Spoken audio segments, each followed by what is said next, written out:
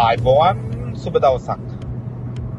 ජීවිතයේ ජයග්‍රහණය හොයන සෑම මිනිසෙක්ටම සොයන සැනින් ජයග්‍රහණය ලැබෙන්නේ නැහැ කියන කාරණාව අපි හැමෝම දන්නවා.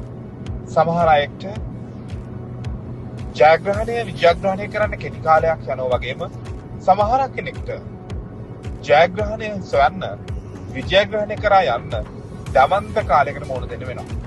කොහොම නමුත් සමහර ජීවිත සාර්ථකත්වයේ හොයද්දී බලාපොරොත්තු ඉෂ්ට කරන්න යද්දී අතිශය දරුණු පරාජයන් වලට මුහුණ දෙන්න වෙන එක සාමාන්‍ය දෙයක්. මිනිසුන් මේ පරාජයන් තුලින් ගොඩක් අය හැලෙද්දී පරාජයන් අත්දැකීම් ධනාත්මකව තමන්ගේ සාර්ථකත්වයට එකතු කරගෙන පරාජය අත්දැකීම අති විශිෂ්ට සාර්ථකත්වයක් අති විශිෂ්ට ජයග්‍රහණයක් ලබන මිනිස්සුත් අපි දැකලා තියෙනවා.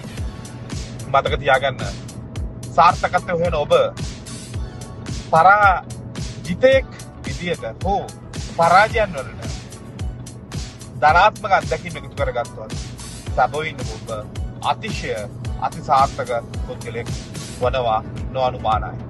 ජය වේවා.